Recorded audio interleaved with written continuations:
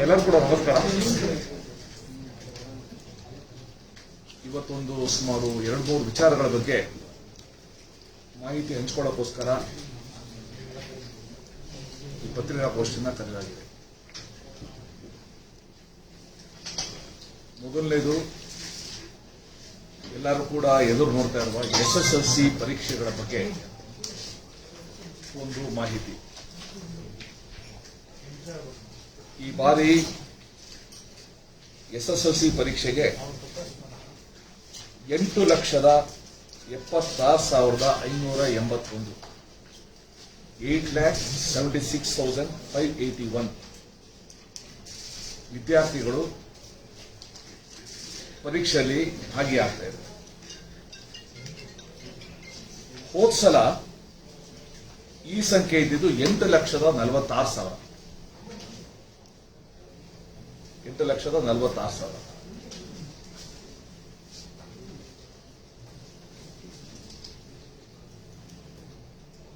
ಈ ಸಲ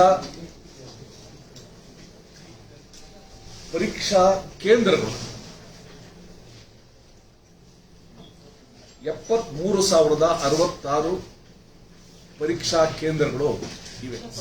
73,066 rooms, examination rooms. ಹೋದ ಸಲ ಇಟ್ ವಾಸ್ 48,000, 48,000 ಇತ್ತು.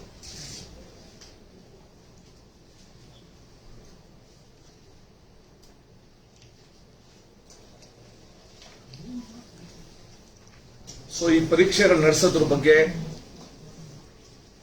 ಆರೋಗ್ಯ ಇಲಾಖೆ ಒಂದು ವಿಸ್ತೃತವಾದ SOP ಕೂಡ ಇವತ್ತು ನಮಗೆ ಕೊಟ್ಟಿದೆ.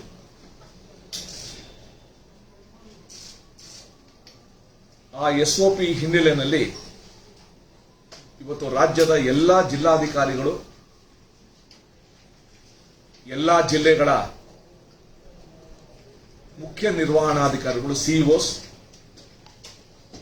ಎಲ್ಲಾ ಜಿಲ್ಲೆಗಳ ಪೊಲೀಸ್ ವರಿಷ್ಠಾಧಿಕಾರಿಗಳು ಮತ್ತೆ ಎಲ್ಲಾ ಜಿಲ್ಲೆಗಳ ಖಜಾನೆಯ ಅಧಿಕಾರಿಗಳು, ಟ್ರೆಜರಿ ಆಫೀಸರ್ಸ್, ಅವ್ರ ಜೊತೆ ಎಲ್ಲಾನು ಕೂಡ ವಿಡಿಯೋ ಕಾನ್ಫರೆನ್ಸ್ ಇವತ್ತು ನಾವು ಮಾಡಿದ್ದೀವಿ. ಮಾಡಿ ಯಾರ್ಯಾರಿಂದ ಯಾವ್ಯಾವ ಸಹಕಾರ ಬೇಕಿದೆ ಅನ್ನೋ ವಿಷಯಗಳನ್ನೆಲ್ಲ ಅವರಿಗೆ ತಿಳಿಸಿದ್ದೀವಿ. ಹೋದ ವರ್ಷ ನಾವು 6 ದಿವಸಗಳ SLC ಪರೀಕ್ಷೆ ಮಾಡಿದ್ವಿ. ನಾವು ಜೂನ್ 26ರಿಂದ ಜುಲೈ 3ನೇ ತಾರೀಕುವರೆಗೂ, ಜುಲೈ 4ನೇ ತಾರೀಕುವರೆಗೂ ಹೋದ ವರ್ಷ SLC ಪರೀಕ್ಷೆನ ಮಾಡಿದ್ವಿ. ಮತ್ತೆ SLC ಪರೀಕ್ಷೆ ಮಾಡಿದ ರೀತಿ ಎಲ್ಲರ ಮೆಚ್ಚುಗೆಯನ್ನು ಕೂಡ ಗಳಿಸಿತು. ಯಾವುದೇ ಅವಘಡ ಇಲ್ಲದೇನೆ ನಮ್ಮ ಪರೀಕ್ಷೆಗಳು ನಡೆದಿದ್ವು.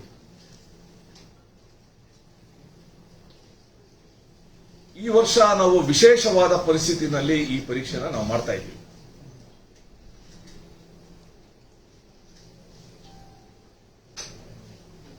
ಯಾಕಂದ್ರೆ ಮಕ್ಕಳು ಮುಂದೆ PUC ಹೋದಾಗ ಅವರಿಗೆ ಆತ್ಮವಿಶ್ವಾಸ ಬರಬೇಕು. ನಾನು ಸೈನ್ಸ್ ತಗೋಬೇಕಾ, ಕಾಮರ್ಸ್ ತಗೋಬೇಕಾ, ಆರ್ಟ್ಸ್ ತಗೋಬೇಕಾ, ಒಂದು ಆತ್ಮವಿಶ್ವಾಸ ಬರಬೇಕು, ಆತ್ಮಸ್ಥೈರ್ಯ ಜಾಸ್ತಿ ಆಗಬೇಕು. ಅದಕ್ಕೋಸ್ಕರ ಈ ಪರೀಕ್ಷೆಗಳನ್ನ ಯಾವ ರೀತಿ ಮಾಡೋದು ಅಂತ ಅನೇಕ ಸುತ್ತಿನ ಚರ್ಚೆಯ ನಂತರ ಒಂದು ನಿಷ್ಕರ್ಷೆಗೆ ಬಂದಿದ್ದೀವಿ.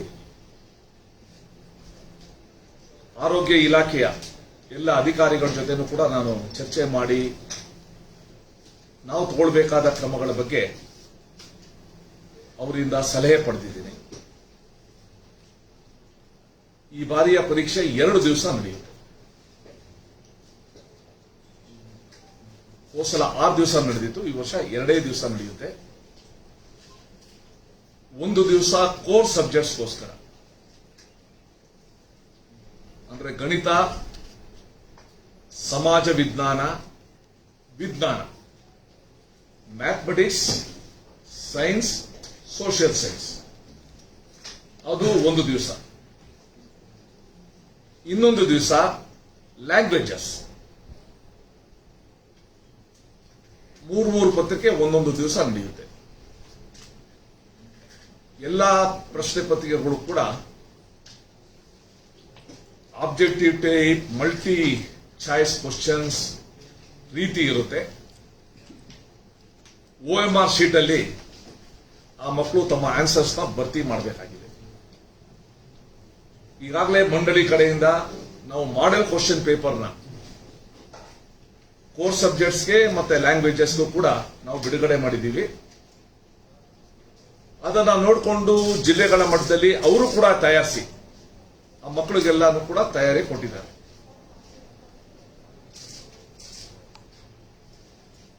ಸೊ ಇವತ್ತು ಜಿಲ್ಲಾಧಿಕಾರಿಗಳ ಜೊತೆ ನಡೆದಾಗ ಅವರು ಕೂಡ ಒಂದಷ್ಟು ವಿಚಾರಗಳನ್ನ ಅವ್ರ ಮನಸ್ಸಲ್ಲಿರುವ ಪ್ರಶ್ನೆಗಳನ್ನ ಕೇಳಿದ್ರು.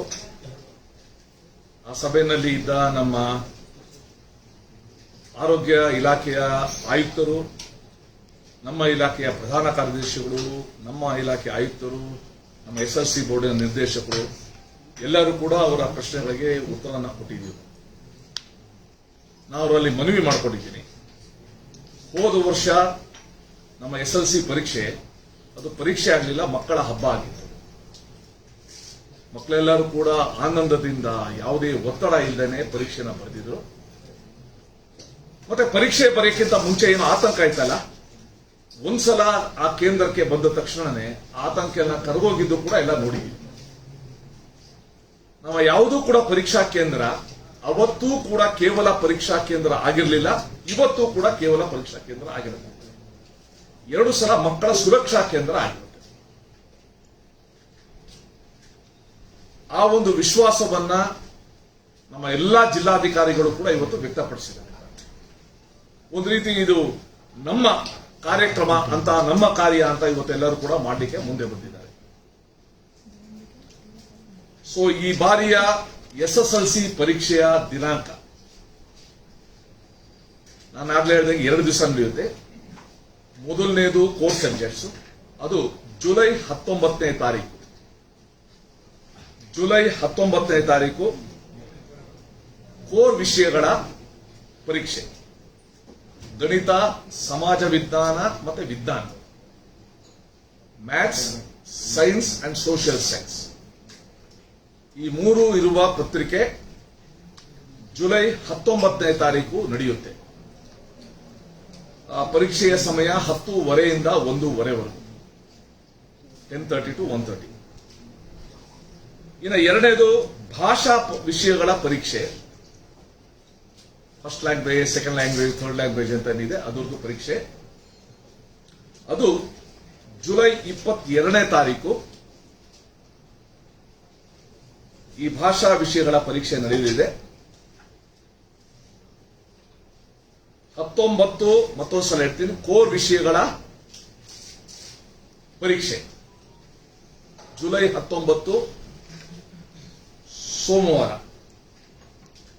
ಜುಲೈ 19 ಸೋಮವಾರ ಕೋರ್ ಸಬ್ಜೆಕ್ಟ್ಸ್ ಇದು ಪರೀಕ್ಷೆ. ಜುಲೈ 22 ಗುರುವಾರ ಭಾಷಾ ವಿಷಯಗಳದ್ದು ಪರೀಕ್ಷೆ. Same timings. ಸೊ ಈ ಸಲ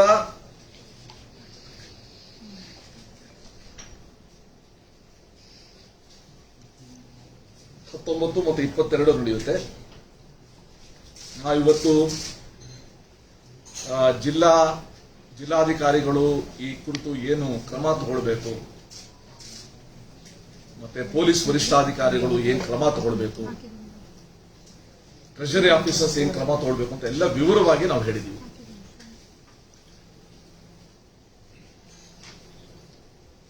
ಒಂದು, ನಮ್ಮ ಈ ಪರೀಕ್ಷೆ ಅತ್ಯಂತ ಸರಳವಾಗಿರುತ್ತೆ.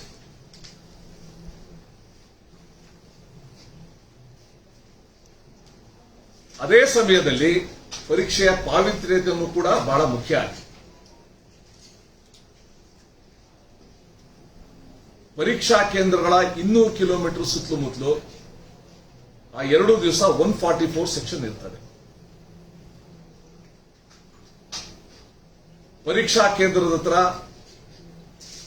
ಪೋಷಕರು ಮಕ್ಕಳು ಕರ್ಕೊಂಬೋದಾಗ ಜನಜಂಗುಳಿ ಆಗಬಾರ್ದು, ಅವರ ವೆಹಿಕಲ್ಸ್ ತಂದಾಗ ಜಾಮ್ ಆಗಬಾರ್ದು, ಮತ್ತೆ ಇನ್ನೇನೇನು ಕ್ರಮ ತಗೊಳ್ಬೇಕು ಅದೆಲ್ಲಾನು ಕೂಡ ಅಲ್ಲಿ ತಗೊಳ್ತಾ ಇರುತ್ತೆ. ಮತ್ತೆ ನಾವು ಈ ಸಲ ಮಕ್ಕಳಿಗೆ ಒಂದು ಅವಕಾಶ ಕೊಟ್ಟಿದ್ವಿ. ಯಾವ್ಯಾವ ಮಗು ಮೈಗ್ರೇಟ್ ಆಗಿದೆ 200 ಮೀಟರ್ಸ್, ಯಾವ್ಯಾವ ಮಗು ಮೈಗ್ರೇಟ್ ಆಗಿದೆ ತಂದೆ ತಾಯಿ ಜೊತೆ ಈ ಕೋವಿಡ್ ಕಾರಣದಿಂದ, ಆ ಎಲ್ಲಾ ಮಕ್ಕಳಿಗೂ ಕೂಡ ತಮ್ಮ ಮನೆ ಹತ್ರ ಇರುವ ಸೆಂಟರ್ ಅಲ್ಲಿ ಬರೀಲಿಕ್ಕೆ ಅವಕಾಶ ಕೊಟ್ಟಿದ್ದೀವಿ.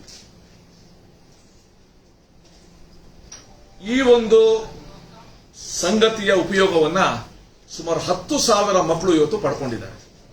ನಾವೆಲ್ಲ ನಮ್ಮ ಊರಲ್ಲಿ ಬರಿತೀವಿ, ನಮ್ಮ ಮನೆ ಹತ್ರ ಬರಿತೀವಿ ಅಂತ ಅವರೆಲ್ಲರೂ ಕೂಡ ಉಪಯೋಗ ಪಡ್ಕೊಂಡಿದ್ದಾರೆ.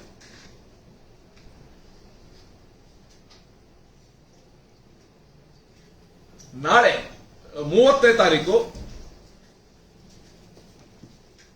ಈ ಮಕ್ಕಳ ಹಾಲ್ ಟಿಕೆಟ್ ಅನ್ನ ಎಲ್ಲಾ ಶಾಲೆಗಳ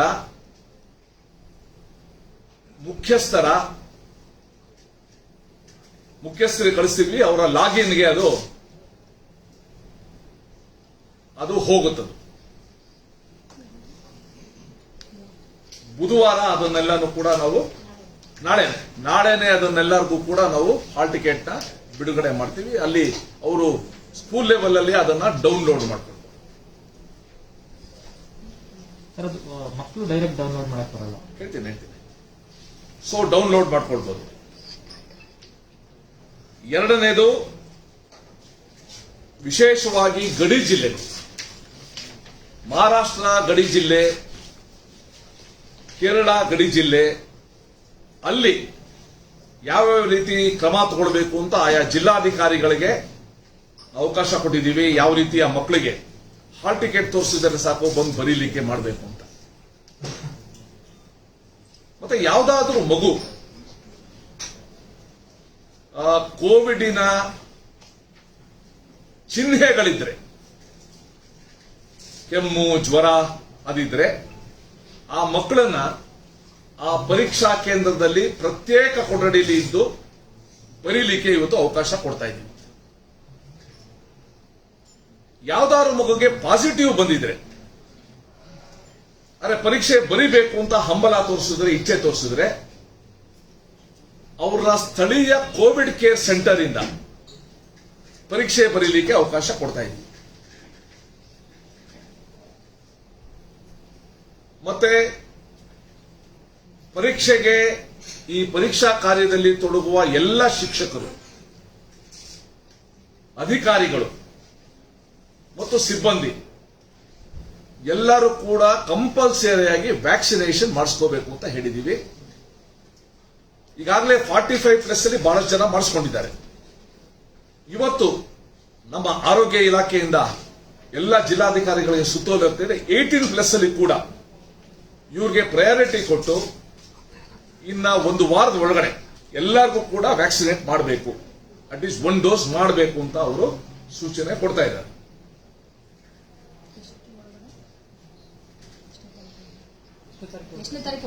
ಒಂದು ವಾರದ ಒಳಗಡೆ. ಆಮೇಲೆ ಎರಡನೇದು, ನಾವು ಮುಂಚೆ ಎಲ್ಲಾ ಮಕ್ಕಳಿಗೆ N95 ಮಾಸ್ಕ್ ಕೊಡಬೇಕು ಅಂತ ಯೋಚನೆ ಮಾಡಿದ್ರು. ನಮ್ಮ ಟೆಕ್ನಿಕಲ್ ಅಡ್ವೈಸರಿ ಕಮಿಟಿ ಅವರು ನಮಗೆ ಡೀಟೇಲ್ ಆಗಿ ಕೊಟ್ಟು N95 ಮಾಸ್ಕ್ ಮಕ್ಕಳಿಗೆಲ್ಲರಿಗೂ ಕೂಡ ಅಗತ್ಯ ಇಲ್ಲ. Surgical mask are very good cloth mask ಅದಿದ್ರೆ ಸಾಕು ಅಂತ for the students wearing good cloth mask are of correct fit would be adequate. Providing a good cloth mask to the defaulting students ಈ recommend. ಅಂದ್ರೆ ಯಾರಾದ್ರೂ ಮಕ್ಕಳು ತಂದಿಲ್ಲದೆ ಇದ್ರೆ ಅವರು ಕೊಡಬೇಕು ಅಂತ ಹೇಳಿದ್ದಾರೆ. ಅಂದ್ರೆ ಯಾವ್ದಾದ್ರು ಮಗು ಚಿಹ್ನೆ ಇದ್ರೆ ಅವ್ರಿಗೆ N95 ಮಾಸ್ಕ್ ಅನ್ನ ಕೊಡೋ ಒಂದು ಹೆಜ್ಜೆ ತಗೊಳ್ತಾ ಇದ್ದೀವಿ ನಾವು. ಎಲ್ಲಾ ಪರೀಕ್ಷಾ ಇನ್ವಿಜಿಲೇಟರ್ಸ್ ಯಾರು ಪರೀಕ್ಷಾ ಸಿಬ್ಬಂದಿ ಇದ್ದಾರೆ ಅವರು N95 ಮಾಸ್ಕ್ ಹಾಕೋಬೇಕು ಅಂತ ಹೇಳಿದೀವಿ. ಅಗತ್ಯ ಬಿದ್ದರೆ ಫೇಸ್ ಮಾಸ್ಕ್ ಕೂಡ ಹಾಕೋಬೇಕು ಅಂತ ಹೇಳಿದೀವಿ.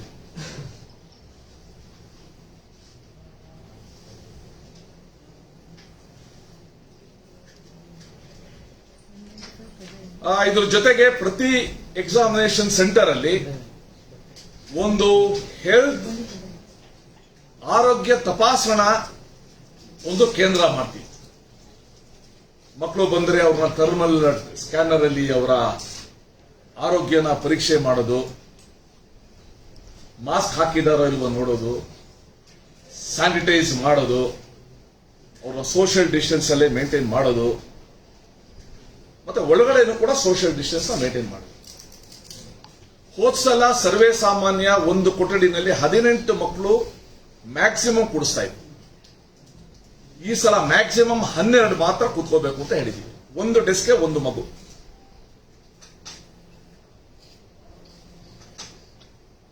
ಮತ್ತೆ ಈ ಸಲ ಮತ್ತೆ ನಮಗೆ ಸಹಾಯ ಮಾಡಲಿಕ್ಕೆ ಸ್ಕೌಟ್ಸ್ ಅಂಡ್ ಗೈಡ್ಸ್ ಇದ ಸಹಸ್ರಾರು ಸ್ವಯಂ ಸೇವಕರು ಅವರು ಇವತ್ತು ಮುಂದೆ ಬಂದಿದ್ದಾರೆ.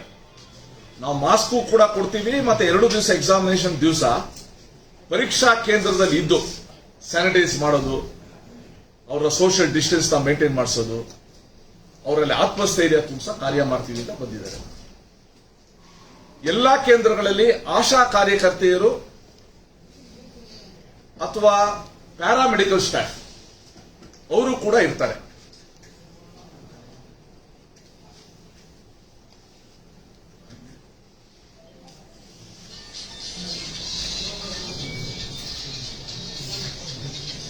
ಜೊತೆಗೆ ಪೊಲೀಸ್ ಅಧಿಕಾರಿಗಳಿಗೆ ಹೇಳಿದ್ದೀವಿ, ನಮ್ಮ SSLC ಪತ್ರಿಕೆಗಳೇನಿದೆ ಅದು ಟ್ರೆಜರಿಯಿಂದ ಎಕ್ಸಾಮಿನೇಷನ್ ಸೆಂಟರ್ಸ್ಗೆ ಬರೋದು ಮತ್ತೆ ಉತ್ತರ ಪತ್ರಿಕೆನ ತಗೊಂಡೋದಕ್ಕೆ ಸರಿಯಾದ ಬಂದೋಬಸ್ತ್ ವ್ಯವಸ್ಥೆ ಮಾಡಬೇಕು ಅಂತ ಹೊಸೇನೋ ಬಹಳ ಅಚ್ಚುಕಟ್ಟಾಗಿ ಮಾಡಿದ್ರು. ಈ ಸಲ ಮಾಡಲಿಕ್ಕೆ ಅವರಿಗೆ ನಾವು ಸೂಚನೆ ಕೊಟ್ಟಿದ್ವಿ. ವಿಶೇಷವಾಗಿ ಈ ಪರೀಕ್ಷೆ ಬಂದಾಗ 2 ಸಮಸ್ಯೆ ನಾವು ನೋಡ್ತೀವಿ. ಪೇಪರ್ ಲೀಕ್ ಆಗೋಯ್ತು ಅಂತ. ಪೇಪರ್ ಲೀಕ್ ಆಗೋಯ್ತು ಇಷ್ಟು ವದಂತಿ ಹರಡುತ್ತೆ. ಅದಕ್ಕೆ ಈ ರೀತಿ ಯಾರಾದರೂ ವದಂತಿ ಹರಡಿಸೋರಿದ್ರೆ ಅವ್ರ ಬಗ್ಗೆ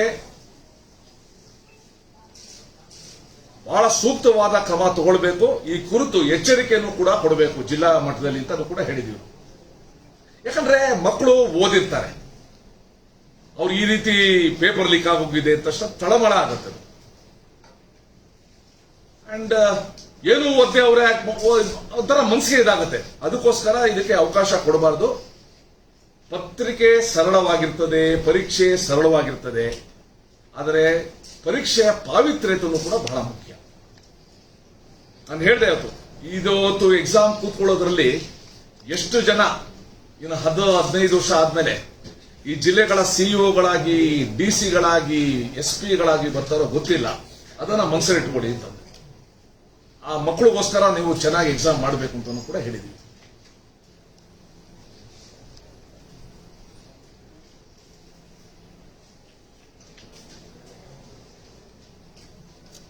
ಎಲ್ಲ ಸೆಂಟರ್ಸ್ ಅಲ್ಲಿ ಪೊಲೀಸ್ ಸಿಬ್ಬಂದಿ ಇರಬಹುದು, ಆರೋಗ್ಯ ಇಲಾಖೆಯ ಸಿಬ್ಬಂದಿ ಇರಬಹುದು, ಇನ್ವಿಜಿಲೇಟರ್ಸ್ ಇರಬಹುದು. ನಮ್ಮ ಪರೀಕ್ಷೆ 10:30ಗೆ ಪ್ರಾರಂಭ ಆದರೂ ಕೂಡ ಅವರೆಲ್ಲರೂ ಕೂಡ ಕೇಂದ್ರವಾಗಿ 8:30ಗೆ ಬರಬೇಕು ಅಂತ ಹೇಳಿದ್ವಿ. 8:30. ಯಾಕಂದ್ರೆ ಬಹಳ ಜನ ಮಕ್ಕಳು ಪರೀಕ್ಷೆಗೆ ಉತ್ಸುಕರಾಗಿ ಬಂದ್ಬಿಡ್ತಾರೆ. ಅವ್ರ ಬೀದಿಲಿರಕ್ ಬಿಡಬಾರ್ದು. ಅವ್ರಿಗೇನ್ ಸ್ಯಾನಿಟೈಸ್ ಮಾಡಬೇಕು, ಟೆಸ್ಟ್ ಮಾಡಬೇಕು ಮಾಡಿ ರೂಮಲ್ಲಿ ಬಿಡಬೇಕು. ರೂಮಲ್ಲಿ ಲಾಸ್ಟ್ ಮಿನಿಟ್ ಏನಾದ್ರು ರೆಫರ್ ಮಾಡ್ಕೊಳಂಗಿದ್ರೆ, ಓದಂಗಿದ್ರೆ ಅವ್ರಿಗೆ ಅವಕಾಶ ಕೊಡಬೇಕು. ಇದನ್ನು ಕೂಡ ನಾವು ತಿಳಿಸಿದ್ವಿ. 8:30 8 ಗಂಟೆಗೆ ಇರಬೇಕು, 8:15 ಪ್ರೋಸೆಸ್ಗೆ ರೆಡಿ ಇರಬೇಕು. ಅದನ್ನು ಕೂಡ ನಾವು ಹೇಳಿದ್ದೀವಿ. ಅಕಸ್ಮಾತ್ ಯಾವ್ದಾದ್ರು ಶಿಕ್ಷಕರಲ್ಲಿ ಅಥವಾ ಇನ್ವಿಜಿಲೇಟರ್ಸ್ ಇದರಲ್ಲಿ ಅವ್ರಿಗೇನಾದ್ರೂ ಕೂಡ ಕೆಮ್ಮು, ಜ್ವರ, ನೆಗಡಿ ಕಂಡು ಬಂದರೆ ಅವರ ಎಕ್ಸಾಮಿನೇಷನ್ ಡ್ಯೂಟಿ ತಗೋಬಾರದು ಅಂತ ಹೇಳಿದ್ವಿ. ಅವರ ದಯವಿಟ್ಟು ಇವತ್ತು ಬೇಡ ಅಂದ್ಬಿಟ್ಟು ಕಳಿಸ್ಬೇಕು ಅಂತ ನಾವು ಹೇಳಿದ್ವಿ. ಆಲ್ಟರ್ನೇಟ್ ಅರೇಂಜ್ಮೆಂಟ್ ಮಾಡ್ಕೋಬೇಕು ಅಂತ. ಮತ್ತೆ ಮಕ್ಕಳು ಪರೀಕ್ಷೆಗೆ ಬರುವಾಗ ಸ್ಯಾನಿಟೈಸ್ ಮಾಡಿಸ್ಬೇಕು, ಪರೀಕ್ಷೆಯಿಂದ ಹೋಗುವಾಗ ಸ್ಯಾನಿಟೈಸ್ ಮಾಡಿಸ್ಬಿಟ್ಟು ಕಳಿಸ್ಬೇಕು. ಯಾಕಂದ್ರೆ ಇದೊಂದು ಅವಕಾಶ ನಮಗೆ. ಕಳೆದ ಬಾರಿ ನಮ್ಮ SSLC ಮಕ್ಕಳು SSLC ಪರೀಕ್ಷೆಯ 6 ದಿನ ಅವರು ಅನುಸರಿಸಿದ ಶಿಸ್ತೇನಿದೆ ಅದು ಇಡೀ ರಾಜ್ಯದ ಹಿರಿಯರಿಗೆ ಮಾದರಿಯಾಗಿತ್ತು. They became role models. The children became role models for the elders. ಅಷ್ಟು ಚೆನ್ನಾಗಿ ಅವರು ಕಾರ್ಯ ಮಾಡಿದ್ರು. ಸೊ ಈ ಸಲನೂ ಕೂಡ ಅವರು ಮಾಸ್ಕ್ ಹಾಕೊಳ್ಳೋದಿರ್ಬೋದು, ಸ್ಯಾನಿಟೈಸ್ ಮಾಡ್ಕೊಳ್ಳೋದಿರ್ಬೋದು, ಸೋಷಿಯಲ್ ಡಿಸ್ಟೆನ್ಸ್ ಮಾಡ್ಕೊಳ್ಳೋದಿರ್ಬೋದು, ಪರೀಕ್ಷೆ ಮುಗಿದ್ಮೇಲೆ ಸೋಷಿಯಲ್ ಡಿಸ್ಟೆನ್ಸ್ ಅಲ್ಲೇ ಆಚೆ ಹೋಗೋದಿರ್ಬೋದು, ಇದನ್ನೆಲ್ಲ ಅಚ್ಚುಕಟ್ಟಾಗಿ ಅನುಸರಿಸಬೇಕು ಅಂತಾನು ಕೂಡ ತೀರ್ಮಾನ ನಾವು ತಗೊಂಡಿದ್ದೀವಿ. ಅಕಸ್ಮಾತ್ ಯಾವ್ದಾದ್ರು ಮಗು ಕೋವಿಡ್ ಕಾರಣದಿಂದ ಪರೀಕ್ಷೆ ಬರೆಯಕ್ ಆಗದೆ ಇದೆ, ಅವ್ರಿಗೆ ಈ ಪರೀಕ್ಷೆಯ ಫಲಿತಾಂಶದ ನಂತರ ನಾವು ಪರೀಕ್ಷೆ ಮಾಡಿದಾಗ ಅವ್ರಿಗೆ ಅವಕಾಶ ಕೊಡ್ತೀವಿ. ಅವರ ಫ್ರೆಶರ್ಸ್ ಅಂತ ತೀರ್ಮಾನ ಮಾಡ್ತೀವಿ. ಫಸ್ಟ್ ಟೈಮ್ ಬರೆಯಂಗೆ ಮಾಡ್ತೀವಿ. ಅದು ಕೂಡ ಯಾರು ಕೂಡ ಆತಂಕ ಪಡೋ ಹಾಗೆ ಅಗತ್ಯ ಇಲ್ಲ.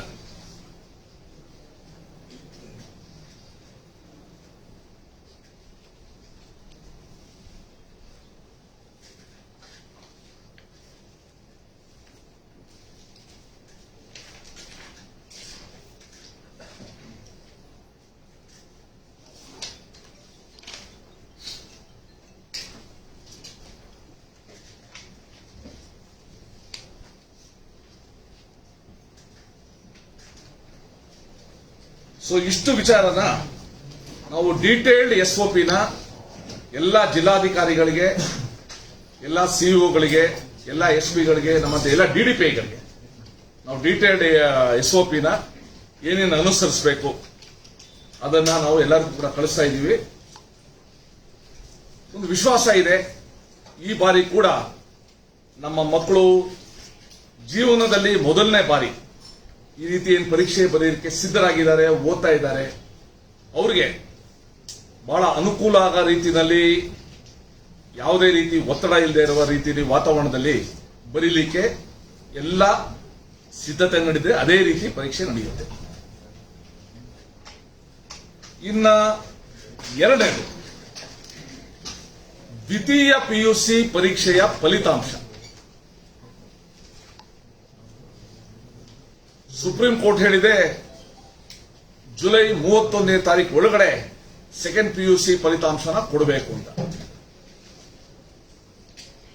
ಈ ಸಂದರ್ಭದಲ್ಲಿ ಸೆಕೆಂಡ್ PUC ವಿದ್ಯಾರ್ಥಿಗಳಿಗೆಲ್ಲ ಹೇಳಕ್ ಇಷ್ಟಪಡ್ತೀನಿ, ನಿಮ್ಮ ಫಲಿತಾಂಶ ಜುಲೈ 2ನೇ ವಾರದಲ್ಲಿ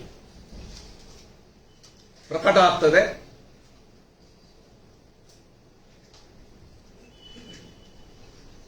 ಸೊ ಯಾರಿಗೂ ಕೂಡ ಅನ್ಯಾಯ ಆಯ್ತು ಅನ್ನೋ ರೀತಿಯಲ್ಲಿ ಯಾವುದೋ ಅವಕಾಶ ಕೊಡದೇನೆ ಪರೀಕ್ಷೆ ಫಲಿತಾಂಶ ಪ್ರಕಟ ಆಗುತ್ತೆ. ಅದಕ್ಕೋಸ್ಕರ ನಾವು ಸಮಿತಿನ ರಚನೆ ಮಾಡಿದ್ವು. ನಾವು ಸುಮಾರು 12 ತಜ್ಞರ ಸಮಿತಿ. ಅವ್ರು ಯಾವ ರೀತಿ ಇವ್ಯಾಲ್ಯೂಯೇಟ್ ಮಾಡಬೇಕು ಅಂತ ನಮಗೆಲ್ಲ 3-4 ಫಾರ್ಮುಲಾಗಳು ಕೊಟ್ಟಿದ್ರು. ಅದರ ಆಧಾರದ ಮೇಲೆ PU ಮಂಡಳಿ ಮಾಡ್ತಾ ಇದೆ. ಒಂದೊಮ್ಮೆ ಯಾವ್ದಾದ್ರು ಮಗುಗೆ ನಂಗೆ ಇನ್ನೂ ಜಾಸ್ತಿ ಮಾರ್ಕ್ಸ್ ಬರಬೇಕಾಗಿತ್ತು ಅಂತ ಅನ್ಸಿದ್ರೆ ಅವ್ರಿಗೆ ಇನ್ನೊಂದ್ಸಲ ಬರೀಲಿಕ್ಕೆ ಅವಕಾಶ ಕೊಡ್ತೀವಿ. ಯಾಕ ಅನ್ಸಿದ್ರೆ, ಯಾಕಂದ್ರೆ ತುಂಬಾ ಓದಿರ್ತಾರೆ, ಇಲ್ಲ ನಾನು ಪರೀಕ್ಷೆಯಲ್ಲೇ ಬರೆದು ಮಾರ್ಕ್ಸ್ ತಗೋತೀನಿ ಅನ್ನೋರು ಕೂಡ ಇರ್ಬೋದು ಮಕ್ಕಳು. ಅವ್ರಿಗೆ ಅವಕಾಶ ಕೊಡ್ತೀವಿ. ಇನ್ನು ಮೂರನೇದು,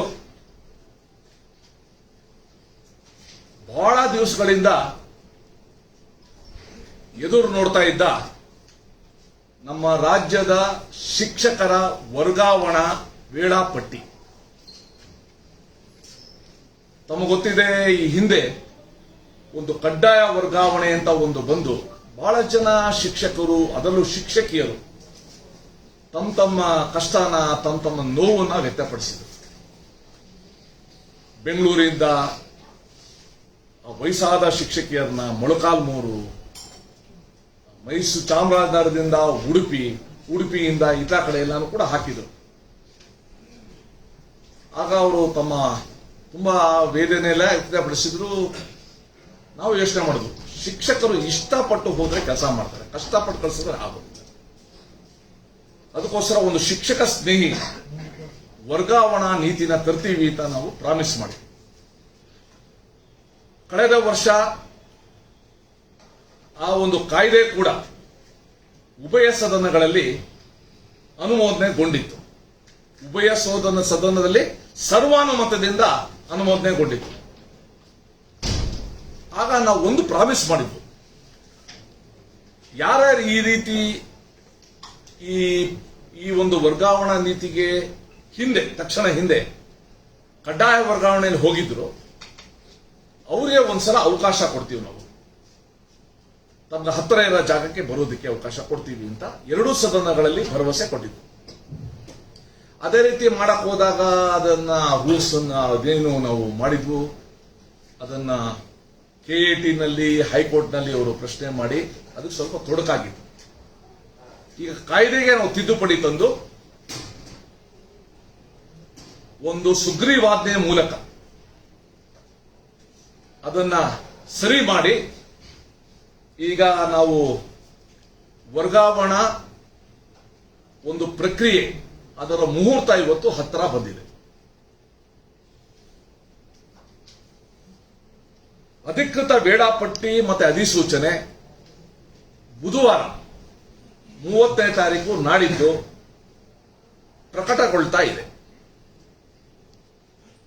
ಅವತ್ತಿಂದನೇ ವರ್ಗಾವಣೆ ಪ್ರಕ್ರಿಯೆಯನ್ನು ಕೂಡ ಪ್ರಾರಂಭ ಆಗ್ತಾ ಇದೆ.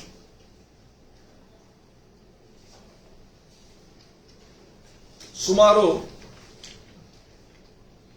ಮತ್ತೆ ಈ ಬಾರಿ ವರ್ಗಾವಣೆಯಲ್ಲಿ ಯಾವುದೇ ವಲಯ ಅಥವಾ ಹೆಚ್ಚುವರಿ ವರ್ಗಾವಣೆ ಯಾವುದು ಕೂಡ ಇರೋದಿಲ್ಲ. ಈಗಾಗಲೇ 75,000 ಅರ್ಜಿಗಳು ಸ್ವೀಕಾರ ಆಗಿದೆ ಟ್ರಾನ್ಸ್ಫರ್ಗೆ. ಅವರಿಂದ ಕೌನ್ಸಿಲಿಂಗ್ ಪ್ರಕ್ರಿಯೆ ಪ್ರಾರಂಭ ಆಗ್ತದೆ. ಇದನ್ನ ಹೊರತುಪಡಿಸಿ ಹೆಚ್ಚುವರಿಯಾಗಿ ಯಾರು ಅರ್ಹರಾಗ್ತಾರೆ ಅವ್ರಿಗೂ ಕೂಡ 2ನೇ ಹಂತದ ಅವಕಾಶನ ಕಲ್ಪಿಸಲಾಗುತ್ತೆ. ನನ್ನನ್ಸುತ್ತೆ ಸಾವಿರಾರು ಶಿಕ್ಷಕರು ಈ ವರ್ಗಾವಣೆಗೋಸ್ಕರ ಕಾಯ್ತಾ ಇದ್ದಾರೆ ಕಳೆದ 2-3 ವರ್ಷದಿಂದ. ಸೊ ಅದಕ್ಕೋಸ್ಕರ ಪಾರದರ್ಶಕವಾಗಿ ಈ ಶಿಕ್ಷಕ ಸ್ನೇಹಿ ವರ್ಗಾವಣೆಯನ್ನ ತರಬೇಕು. ಮತ್ತೆ ಅವ್ರು ಯಾರು ಕೂಡ BEO DDP ಆಫೀಸ್ಗೆ ಹೋಗೋ ಅಗತ್ಯ ಇಲ್ಲ. ನಮ್ಮ ಶಿಕ್ಷಕ ಮಿತ್ರ ಆಪ್ ಏನಿದೆ ಅದರ ಮೂಲಕನೇ ಕೌನ್ಸಿಲಿಂಗ್ ಪ್ರಕ್ರಿಯೆಯಲ್ಲೂ ಕೂಡ ಅವರು ಪಾಲ್ಗೊಳ್ಬಹುದು, ಸ್ಥಳ ಆಯ್ಕೆ ಮಾಡ್ಕೊಳ್ಬಹುದು. ಸೊ ಯಾರು ಕೂಡ ಕೌನ್ಸಿಲಿಂಗ್ ಜಾಗಕ್ಕೆ ಬರ ಅಗತ್ಯ ಇಲ್ಲ, ಮನೇಲೇ ಕೂತ್ಕೊಂಡು ಆಯ್ಕೆ ಮಾಡ್ಕೋಬಹುದು. ಆಯ್ಕೆ ಮಾಡ್ಕೊಂಡ್ಮೇಲೆ ಆ ಜಾಗ ಹೋಗ್ಬೇಕು, ಅವಾಗ ಮನೇಲಿ ಕೂತ್ಕೊಳ್ಳಂಗಿಲ್ಲ. ಶಿಕ್ಷಕ ಮಿತ್ರ. ಸೊ ಈ ಸಲ ನಾನು ಎಲ್ಲಾ ಶಿಕ್ಷಕರಲ್ಲಿ ಮನವಿ ಮಾಡ್ಕೊಳ್ತೀನಿ, ಇದನ್ನ ಎಲ್ಲರೂ ಕೂಡ ಸ್ವಾಗತಿಸಿ. ಇದು ಎಲ್ಲರ ಹಿತಕ್ಕೋಸ್ಕರ ಮಾಡಿರೋದು. ಮತ್ತೆ ಮುಂದೆ ಭಾಗದಲ್ಲಿ ಇನ್ಯಾರಾಗಬೇಕು ಅವ್ರಿಗೂ ಕೂಡ ಇದರಲ್ಲಿ ಅವಕಾಶ ಇರುತ್ತೆ ಅಂತ ನಾನು ಎಲ್ಲರನ್ನೂ ಕೂಡ ನಾನು ಮನವಿ ಮಾಡ್ಕೊಂಡಿದ್ದೀನಿ.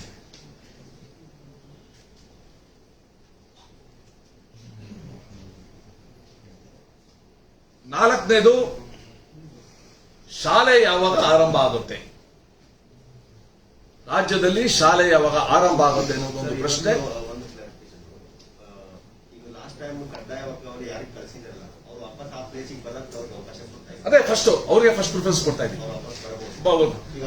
ಅದೇ ಅದೇ ಜಾಗಕ್ಕಾಗುತ್ತೋ ಇಲ್ವೋ ಗೊತ್ತಿಲ್ಲ, ಅವ್ರ ಹತ್ರ ಇರೋ ಜಾಗ ಒಂದು ಅವಕಾಶ ಕೊಡ್ತೀವಿ. ಅದಕ್ಕೋಸ್ಕರ ಇದು ತಂದಿದ್ದು ನಾವು, ಅದಕ್ಕೋಸ್ಕರ ಆರ್ಡಿನೆನ್ಸ್ ಕೂಡ ಮಾಡಿದ್ರು. ಸೊ ಶಾಲಾರಂಭದ ಬಗ್ಗೆ ಬಹಳಷ್ಟು ಚರ್ಚೆಗಳು ನಡೀತಾ ಇದೆ. ಮಾಡಬೇಕು, ಮಾಡಬಾರ್ದು, ಮಾಡದೇ ಇದ್ರೆ ಮಕ್ಕಳೆಲ್ಲರೂ ಕೂಡ ಎಲ್ಲ ಮರೆತು ಬಿಡ್ತಾರೆ, ಬಾಲ ಕಾರ್ಮಿಕರ ಸಂಖ್ಯೆ ಜಾಸ್ತಿ ಆಗತ್ತೆ, ಬಾಲ್ಯ ವಿವಾಹ ಜಾಸ್ತಿ ಆಗತ್ತೆ. ನಾನೇ ಕಣ್ಣಾರೆ ನೋಡಿದ್ದೀನಿ, ಅವ್ರ ಹೆಸರು ಕೂಡ ಬರೆಯೋದ ಮರೆತು ಬಿಟ್ಟಿದ್ದಾರೆ. ಏನೇನೋ ಆಗಿದೆ ಇದು ಕತೆ.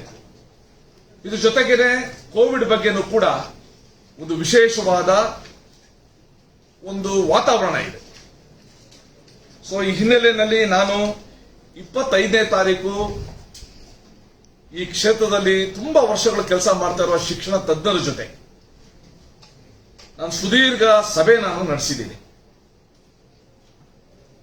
ಮತ್ತೆ ಡಾಕ್ಟರ್ ದೇವಿ ಶೆಟ್ಟಿ ಅವರು ಈ 3ನೇ ಅಲೆನ ಅಧ್ಯಯನ ಮಾಡಿ ಏನು ವರದಿ ಕೊಡಬೇಕು ಅಂತ ನೇಮಕ ಆಗಿತ್ತು ಕಮಿಟಿ.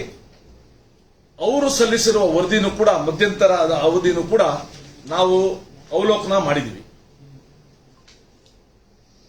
ವಿಶೇಷವಾಗಿ ಗ್ರಾಮೀಣ ಭಾಗದ ನಮ್ಮ ಮಕ್ಕಳು ಕಲಿಕೆಯಿಂದ ವಂಚಿತ ಆಗಬಾರದು ಅನ್ನೋದು ಎಲ್ಲರಿಗೂ ಕೂಡ ಅಭಿಲಾಷೆ.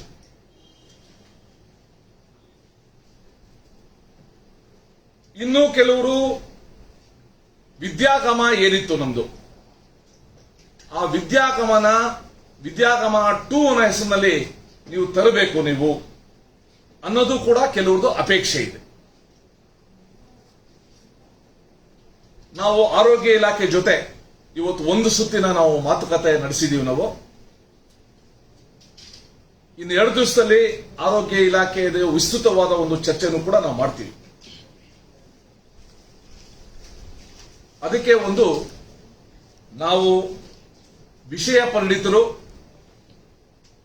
ಸರ್ಕಾರದ ತಾಂತ್ರಿಕ ಸಲಹಾ ಸಮಿತಿ ಸದಸ್ಯರು ಹಾಗೂ ಮಕ್ಕಳ ತಜ್ಞರು ಅವು ಸೇರಿದಂಗೆ ಟಾಸ್ಕ್ ಫೋರ್ಸ್ ಅನ್ನ ನಾವು ರಚನೆ ಮಾಡ್ತಾ ಇದ್ದೀವಿ. ಈ ಟಾಸ್ಕ್ ಫೋರ್ಸ್ ನಮ್ಮ ಮಕ್ಕಳ ಕಲಿಕೆ ಬಗ್ಗೆ ನಿಗಾ ಇಡೋದಕ್ಕೆ, ಶಾಲೆಗಳು ತರಗತಿಗಳು ಯಾವ ರೀತಿ ನಡೀಬೇಕು ಅನ್ನೋದ್ರ ಬಗ್ಗೆ ನಮಗೆ ಮಾರ್ಗದರ್ಶನ ಮಾಡ್ತದೆ. ಒಂದು ಸಬ್ಜೆಕ್ಟ್ ಎಕ್ಸ್ಪರ್ಟ್ಸ್, ವಿಷಯ ಪರಿಣಿತರು. ಎರಡನೇದು ಟೆಕ್ನಿಕಲ್ ಅಡ್ವೈಸರಿ ಕಮಿಟಿಯ ಮೆಂಬರ್ಸ್. ಮೂರನೇದು ಮಕ್ಕಳ ತಜ್ಞರು. ಇವರೆಲ್ಲರೂ ಕೂಡ ಇರ್ತಾರೆ. ಇನ್ನ 1 ಅಥವಾ 2 ದಿವಸದಲ್ಲಿ ಈ ಟಾಸ್ಕ್ ಫೋರ್ಸ್ ಬಗ್ಗೆ ಅಧಿಕೃತ ಆದೇಶ ನಾವು ಪ್ರಕಟ ಮಾಡ್ತೀವಿ. ಅಂಡ್ ದೇವಿ ಶೆಟ್ಟಿ ಅವರು ಹೇಳಿದಂಗೆ ಈ ವರ್ಷ ಕೇಂದ್ರೀಕೃತ ವ್ಯವಸ್ಥೆ ಮಾಡೋದ್ರ ಬದಲು ಸ್ಥಳೀಯ ಅವಶ್ಯಕತೆಗೆ ಅನುಗುಣವಾಗಿ, ಡಿಪೆಂಡಿಂಗ್ ಅಪಾನ್ ದ ಡಿಸ್ಟ್ರಿಕ್ಟ್ಸ್, ಅಲ್ಲಿ ನಾವು ಯಾವ ರೀತಿ ಮಾಡೋದು ಅಂತ ನಾವು ಯೋಚನೆ ಮಾಡೋದಕ್ಕೆ ಕ್ರಮ ತಗೊಳ್ತಾ ಇದ್ದೀವಿ.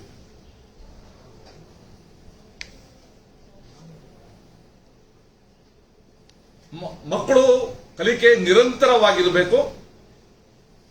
ಮತ್ತೆ ಮಕ್ಕಳ ಕಲಿಕೆನ ನಾವು ಮೌಲ್ಯಾಂಕನ ಕೂಡ ಆಗಿಂದಾಗಲೇ ಮಾಡಬೇಕು. ಅದನ್ನು ಕೂಡ ಈ ಟಾಸ್ಕ್ ಫೋರ್ಸ್ ತೀರ್ಮಾನ ಮಾಡ್ತದೆ. ಜುಲೈ 1ನೇ ತಾರೀಕಿಂದ ನಾವು ಚಂದನ ವಾಹಿನಿ ಮೂಲಕ ಎಲ್ಲಾ ತರಗತಿಗಳಿಗೆ ಪಾಠಗಳನ್ನ ನಾವು ಪ್ರಾರಂಭಿಸ್ತಾ ಇದ್ದೀವಿ. ವಿಶೇಷವಾಗಿ 8, 9, 10 ಮೊದಲು ಪ್ರಾರಂಭ ಮಾಡ್ತೀವಿ. ಜೊತೆಗೇನೆ ನಾವು ಉಳಿದ ತರಗತಿಗಳಿಗೂ ಕೂಡ ನಾವು ಮಾಡ್ತೀವಿ. ಜುಲೈ 1ನೇ ತಾರೀಕಿಂದ ಅದರ ವೇಳಾಪಟ್ಟಿನ ಎಲ್ಲ ಪತ್ರಿಕೆಗಳ ಮೂಲಕ, ಮಾಧ್ಯಮಗಳ ಮೂಲಕ ತಿಳಿಸ್ತೀವಿ ನಾವು.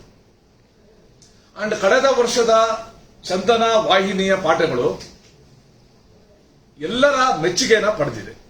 ಬಹಳ ಚೆನ್ನಾಗಿ ಬಂತದ್ದು ಪಾಠಗಳು ಅಂತ.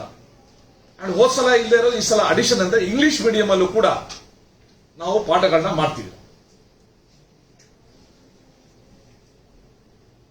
ಜೊತೆಗೆ ನಮ್ದೊಂದು ದೀಕ್ಷಾ ಪೋರ್ಟಲ್ ಇದೆ. ದೀಕ್ಷಾ ಪೋರ್ಟಲ್, ಆ ಪೋರ್ಟಲ್ ಅಲ್ಲಿ ಈ ಎಲ್ಲಾ ಪಾಠಗಳ ವಿಡಿಯೋಗಳು ಮತ್ತೆ ಆಡಿಯೋ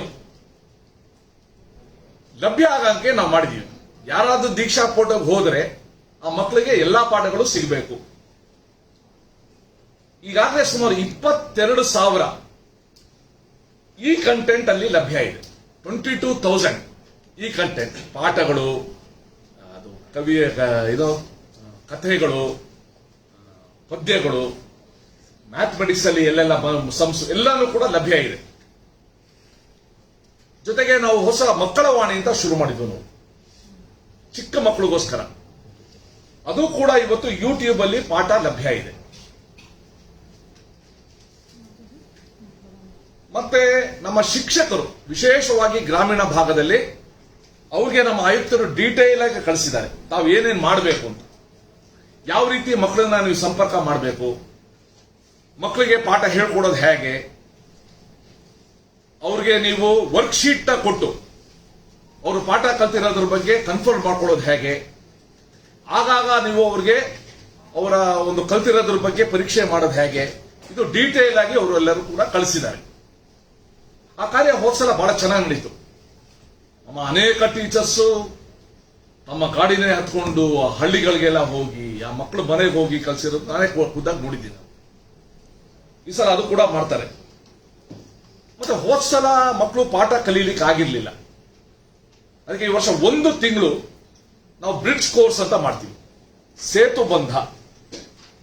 ಲಾಸ್ಟ್ ಇಯರ್ ಏನ್ ಕಲೀಲಿಕ್ಕೆ ಆಗಿರ್ಲಿಲ್ಲ ಅವರು ಮಕ್ಕಳು, ಅದನ್ನ ನೆನಪಿಸ್ಕೋಸ್ಕರ ಇಂಪಾರ್ಟೆಂಟ್ ಸಂಗತಿಗಳನ್ನ ನೆನಪಿಸಿ ಅವ್ರು ಇವತ್ತು ಬಂದಿದ್ದಾರೆ ಆ ಕ್ಲಾಸು. ಇದಕ್ಕೆ ತಯಾರಾಗಂಗೆ ನಾವು ಮಾಡೋದಕ್ಕೆ 1 ತಿಂಗಳು ಪ್ರೋಗ್ರಾಮು ಬ್ರಿಡ್ಜ್ ಕೋರ್ಸ್ ನಾವು ಮಾಡ್ತಾ ಇದೀವಿ.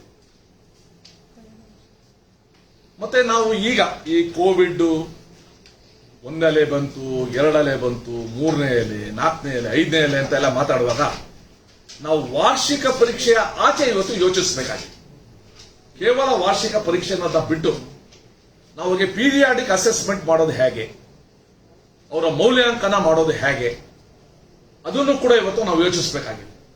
ಮಕ್ಕಳು ಅಂದ್ರೆ ಪರೀಕ್ಷೆನ ಅಲ್ಲೇ ವಾರ್ಷಿಕ ಪರೀಕ್ಷೆ ಕೂಡಿಸೋದು ಬದಲು ನಿರಂತರವಾಗಿ CBSE ನಲ್ಲಿ ಮಾಡಿದಂಗೆ ನಾವು ಕೂಡ ಮಾಡಬೇಕು ಅಂತ ಇವತ್ತು ಯೋಚನೆ ಮಾಡ್ತಾ ಇದ್ದೀವಿ.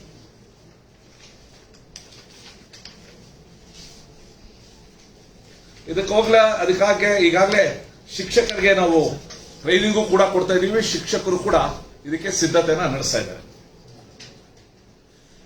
ಒಟ್ಟಾರೆ ಇವತ್ತು ಜುಲೈ 1ನೇ ತಾರೀಕಿಂದ ಎಲ್ಲಾ ಶಾಲೆಗಳಲ್ಲಿ ಆನ್ಲೈನ್ ಕ್ಲಾಸಸ್ ಕೂಡ ಶುರು ಆಗುತ್ತೆ. ಆನ್ಲೈನ್ ಕ್ಲಾಸಸ್ ಅಂದ್ರೆ ನಾಟ್ ನೆಸೆಸರಿಲಿ ಆನ್ಲೈನ್ ಕ್ಲಾಸಸ್, ಪಾಠ ಮಾಡಿ ಅದನ್ನ ಡೌನ್ಲೋಡ್ ಮಾಡಿ ಅದನ್ನ ಆಫ್ಲೈನ್ ಕ್ಲಾಸಸ್ ತಗೋಬಹುದು. ಅನೇಕರ ಹತ್ರ ಇರೋದಿಲ್ಲ ಡಿವೈಸಸ್, ತಂದೆ ತಾಯಿ ಹತ್ರ ಇರ್ತದೆ, ಅವ್ರು ಬಂದ ಮೇಲೆ ಓದಂಗೂ ಕೂಡ ಇರ್ಬೋದು.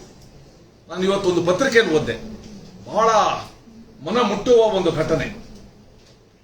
ಆ ಹುಡುಗಿಗೆ ಆನ್ಲೈನ್ ಡಿವೈಸ್ ಇಲ್ಲದೆ ಇದ್ದಕ್ಕೋಸ್ಕರ ಬಹಳಷ್ಟು ಪ್ರಯತ್ನ ಪಟ್ಟು ಮಾವಿನ ಹಣ್ಣು ಮಾರಕ್ ಹೋಗಿ ಆ ಮಾವಿನ ಹಣ್ಣು ಮಾರ್ತಾ ಇರೋ ಸುದ್ದಿ ಯಾರಿಗೋ ಗೊತ್ತಾಗಿ, ಉದಾರ ಸುದ್ದಿ ಗೊತ್ತಾಗಿ ಅವರು ಬಂದು, ಈಕೆ ಇತ್ತ 12 ಹಣ್ಣು ಇತ್ತಂತೆ, 100 ರೂಪಾಯಿಗೇನೋ ಒಂದು ಡಜನ್ ಅಂತೆ. ಒಂದೊಂದು ಹಣ್ಣಿಗೆ 10,000 ರೂಪಾಯಿ ಕೊಟ್ಟು 1,20,000 ಕೊಟ್ಟು ನೀನ್ ತಗೋ ಡಿವೈಸು, ನೀನ್ ಎಲ್ಲಿವರೆಗೂ ಓದ್ತೀಯೋ ನಾನು ಇದೀನಿ ಅಂತ ಹೇಳಿರೋ ಘಟ್ಟೆನ ಇವತ್ತು ಪತ್ರಿಕೆಯಲ್ಲಿ ಓದ್ದೆ. ವಂಡರ್ಫುಲ್ ಘಟ್ಟೆ ಇದು. ಸೊ ಈ ರೀತಿ ಯಾರ್ಯಾರ ಹತ್ರ ಕೊರತೆ ಇದೆ ಅದನ್ನ ನೀಗಿಸೋದು ಹೇಗೆ ಅಂತ ಯೋಚನೆ ಮಾಡ್ತಾ ಇದೀವಿ ನಾವು. ಬಟ್ ಆನ್ಲೈನ್ ಅನ್ನ ಬೇರೆ ಬೇರೆ ರೀತಿ ಪಾಠಗಳನ್ನ ಮಾಡಬೇಕು, ಅದನ್ನು ಕೂಡ ಇವತ್ತು ಯೋಚನೆ ಮಾಡ್ತಾ ಇದ್ದೀವಿ. SSLC ಪರೀಕ್ಷೆಗೆ ಸಿದ್ಧತೆ ನಡೆಸಿದೀವಿ. So second PUC result second week ಅಲ್ಲಿ 2ನೇ ವಾರದಲ್ಲಿ ನಾವು ಕೊಡ್ತೀವಿ.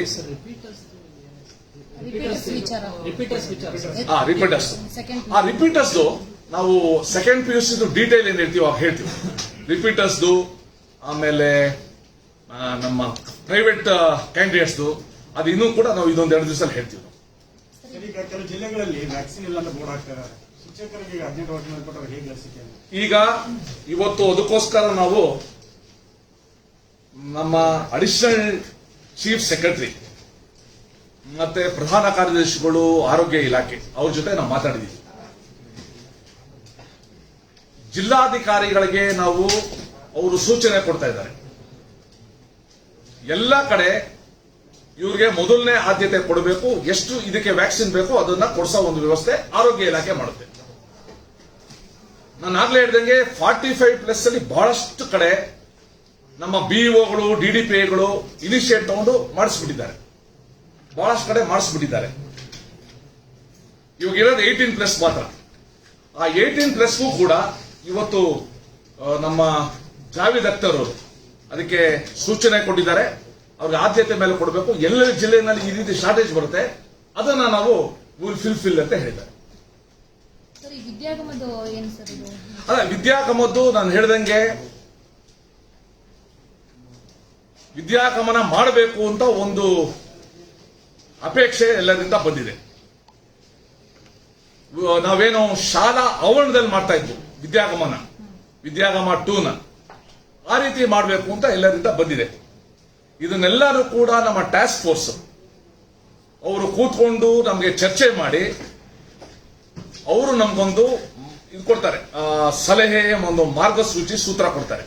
ಅದಾದ್ಮೇಲೆ ವಿದ್ಯಾಗಮನ ಹ್ಯಾಕ್ ಮಾಡ್ಬೋದು, ಶಾಲೆಗಳನ್ನ ಯಾವ ರೀತಿ ಶುರು ಮಾಡ್ಬೋದು, ವಾರದಲ್ಲಿ ಎಷ್ಟು ದಿವಸ ಶಾಲೆಗಳು ಮಾಡಬೇಕು, ಎಂತೆಂಥ ಕ್ಲಾಸ್ಗಳಿಗೆ, ಅದನ್ನೆಲ್ಲ ನಾವು ಯೋಚನೆ ಮಾಡ್ತೀವಿ. ಸರ್, ವಿದ್ಯಾಗಮ ಬರುವಂತ ಶಿಕ್ಷಕರಿಗೆ ವ್ಯಾಕ್ಸಿನೇಷನ್ ಕಡ್ಡಾಯ ಆಗುತ್ತೆ? ಅಲ್ಲ, ಇವಾಗ ಆಲ್ಮೋಸ್ಟ್ ಎಲ್ಲರದು ಆಗೋಗ್ಬಿಡುತ್ತೆ, ಎಲ್ಲರದು ವ್ಯಾಕ್ಸಿನ್ ಆಗುತ್ತೆ. ಸರ್, ಈಗ ಟಾಸ್ಕ್ ಫೋರ್ಸ್ ವರದಿ ಕೊಡೋ ತನಕ ಶಾಲೆಗಳು ಪ್ರಾರಂಭ ಆಗಲ್ಲ. ಅಲ್ಲ, ಆನ್ಲೈನ್ ಶುರು ಆಗುತ್ತೆ. ನಮ್ಮ ಟಿವಿನಲ್ಲೆಲ್ಲಾನು ಕೂಡ ಶುರು ಆಗುತ್ತೆ. ಜೊತೆಗೆ ಇನ್ ಕೆಲವ್ರದೆಲ್ಲ ವ್ಯಾಕ್ಸಿನ್ ಕೂಡ ಆಗ್ಬೇಕು. ಈ ವಾರ 15 ದಿವಸ ಅಷ್ಟೊತ್ತಿಗೆ ನಮ್ಮ ಟಾಸ್ಕ್ ಫೋರ್ಸ್ ವರದಿ ಬರುತ್ತೆ. ಈಗ ಎಷ್ಟು ಮಕ್ಕಳ ಹತ್ರ ಈ ಆನ್ಲೈನ್ ಕ್ಲಾಸಿಗೆ ಇದು ಮೊಬೈಲ್ ಅಥವಾ ಅವ್ರಿಗೆ ಈಗ ಟಿವಿ ನೋಡಕ್ ಅವಕಾಶ ಇಲ್ಲದೆ ಇರುವಂತ ಮಕ್ಕಳು ಎಷ್ಟಿದ್ದಾರೆ, ಡಿವೈಸ್ ಇಲ್ಲದೆ ಇರುವಂತ? ಸರ್, ನಾವು ಹೋದ ವರ್ಷ ಕಲೆಕ್ಟ್ ಮಾಡಿದ ಪ್ರಕಾರ around 61% of the students having some connection to devices. 39% ಸ್ಟೂಡೆಂಟ್ಸ್ಗೆ ಈ ಆಪ್ಷನ್ಸ್ ಇಲ್ಲ. ಅದರಲ್ಲೂ ಮೆಜಾರಿಟಿ ಇರೋದು ರೂರಲ್ ಏರಿಯಾಸ್. ಆದ ಕಾರಣ ನಾವು ಸರ್ಕಾರದಲ್ಲಿ ಬಹಳ ಸ್ಪಷ್ಟವಾಗಿ ಕೊಟ್ಟಿದ್ದೀವಿ. 2 ಡಿವೈಡ್ ಮಾಡಿದ್ವಿ ಸ್ಟೂಡೆಂಟ್ಸ್ ಅನ್ನ. ಡಿವೈಸ್ಗೆ ಅಕ್ಸೆಸ್ ಇರುವ ಸ್ಟೂಡೆಂಟ್ಸ್, ಡಿವೈಸ್ಗೆ ಅಕ್ಸೆಸ್ ಇಲ್ಲದೆ ಇರುವ ಸ್ಟೂಡೆಂಟ್ಸ್. ಡಿವೈಸ್ಗೆ ಅಕ್ಸೆಸ್ ಇರೋರಿಗೆ ಸ್ವಲ್ಪ ಒಂದು ರೀತಿಯಲ್ಲಿ ನಾವು ಬೇಗ ರೀಚ್ ಆಗಬಹುದು.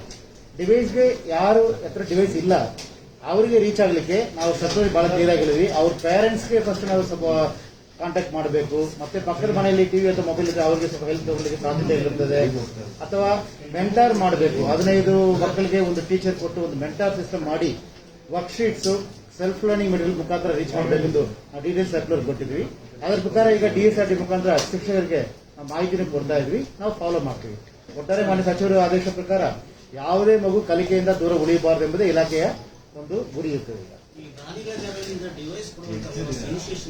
ಸರ್, ಅದನ್ನ ನಮ್ಮ ತಾಲೂಕ್ ಲೆವೆಲ್ ಅಲ್ಲಿ ಬಿಇಒಗಳು ಇವಾಗೆಲ್ಲ ಪ್ರಾರಂಭ ಮಾಡಿದ್ದಾರೆ. ಒಂದು ಮೊಬೈಲ್ ಬ್ಯಾಂಕ್ ಅಂತ ಒಂದು ಶುರು ಮಾಡಿದ್ದಾರೆ. ಯಾರ್ಯಾರು ದಾನಿಗಳು ಆಂಡ್ರಾಯ್ಡ್ ಫೋನ್ಗಳನ್ನ ಅವರು ದಾನ ಮಾಡಕ್ ಮುಂದೆ ಬರ್ತಾ ಇದ್ದಾರೆ, ಅದನ್ನೆಲ್ಲಾನು ಕೂಡ ಕಲೆಕ್ಟ್ ಮಾಡಿ ಅದನ್ನ ಉಪಯೋಗಿಸ್ಕೊಳ್ಳೋಕೆ ಆಯಾ ಲೆವೆಲಿನ ನಮ್ಮ ತಾಲೂಕು ಮಟ್ಟದಲ್ಲಿ ಇದೊಂದು ಪ್ರಯತ್ನ ನಡೀತಾ ಇದೆ. ಇದನ್ನು ಇನ್ನೂ ಸ್ವಲ್ಪ ಜೋರಾಗಿ ನಾವು ಮಾಡಬೇಕು. ಸಿಲೆಬಸ್ ಅಲ್ಲ, ಸಿಲೆಬಸ್ ಇವತ್ತು ಆಗಲೇ ಕ್ಲಿಯರ್ ಆಗಿ ಹೇಳಿದೀವಿ. 30% ನಾವು ಕಟ್ ಮಾಡಿದ್ವಿ. ಏನ್ 70% ನಾವು ಪಾಠ ಮಾಡಿದೀವಿ, ಏನ್ 70% ಕ್ಲಾಸಸ್ ಅಲ್ಲಿ ಹೇಳಿದೀವಿ, ಮತ್ತೆ ರಿವಿಷನ್ ಎಲ್ಲ ಮಾಡಿದೀವಿ. ಆ 70% ಮಾತ್ರ ಪರೀಕ್ಷೆ ನಡೆಯುತ್ತೆ.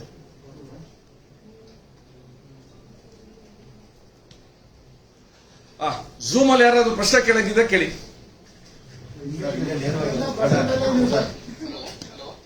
ಹೇಳಿ. ನಮಸ್ತೆ. ಯಾರು? ಹೇಳಿ ಜಯಂತ್. ಯಾಕ್ರಿ ಬರ್ಲಿಲ್ಲ?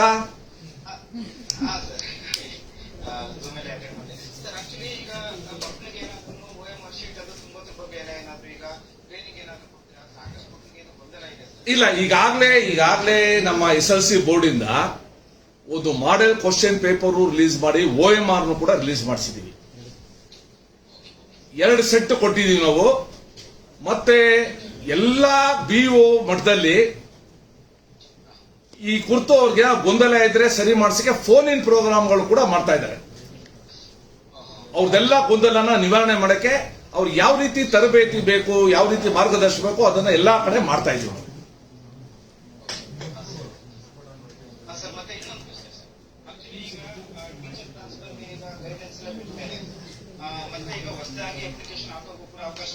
ಖಂಡಿತ ಅವಕಾಶ ಕೊಡ್ತೀವಿ. ಎಸ್ ಶರಣ್, ಹೇಗಿದ್ದೀರಾ? ಚೆನ್ನಾಗಿರೋ ಟ್ರೈ ಮಾಡ್ತಾ ಇದ್ದೀನಿ ಹೇಳಿ.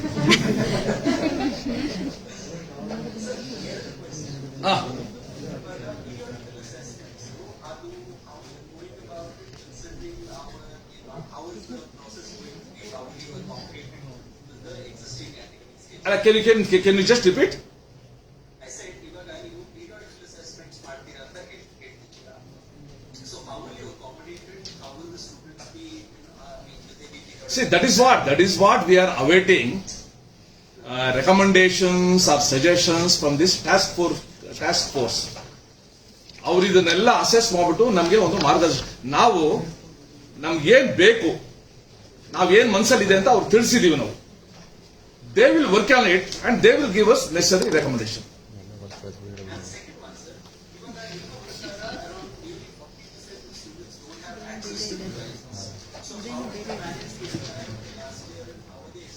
ಅಲ್ಲ ಅದಕ್ಕೋಸ್ಕರ ನಾವು it's a very big challenge.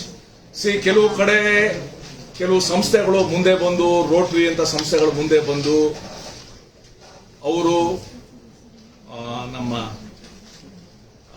ಒಂದು ಡಿವೈಸ್ ಗಳನ್ನು ಕೂಡ ಒಂದು ಇದು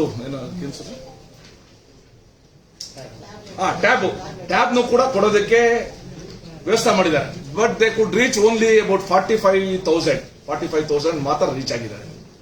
ಇದನ್ನ ನಾವು ಇನ್ನಷ್ಟು ವಿಸ್ತೃತ ಮಾಡಬೇಕು.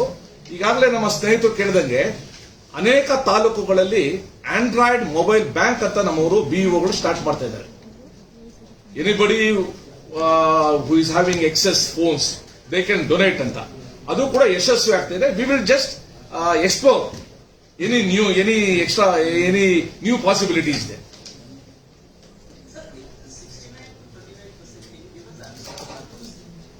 ಅಲ್ಲ ಆಮೇಲೆ ನಮ್ಮ ಆಯುಕ್ತರು ಆಮೇಲೆ ಕೊಡ್ತಾರೆ.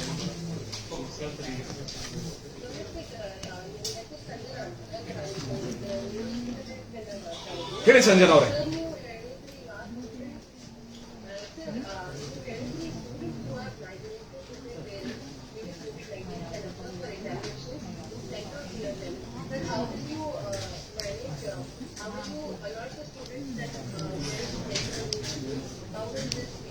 ಅಲ್ಲ ಈಗಾಗಲೇ ಸಂಜನಾ ಅವರೇ, ವಿ ಹ್ಯಾವ್ ಫಿಗರ್ಸ್. ಎಷ್ಟು ಜನ ಆಪ್ಟ್ ಮಾಡ್ಕೊಂಡಿದ್ದಾರೆ ಅಂತ. ಆ ಆಪ್ಟ್ ಮಾಡ್ಕೊಂಡಿರೋ ಅನುಗುಣವಾಗಿ ನಾವು ಕನ್ಸರ್ನ್ DDPIಗಳು ಅವ್ರಿಗೆ ಅಲಾಟ್ ಮಾಡ್ತಾ ಇದ್ದಾರೆ.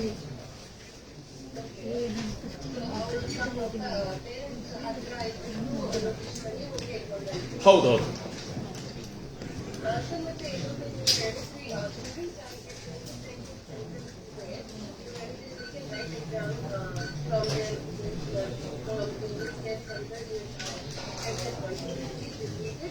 ಅಲ್ಲ ಇವಾಗ any boy or girl who has tested COVID positive, if she or he wants to write exam, we will allow that particular student to write exam from the nearest COVID care center. ಸ್ವಪ್ನ ಹೇಳಿ.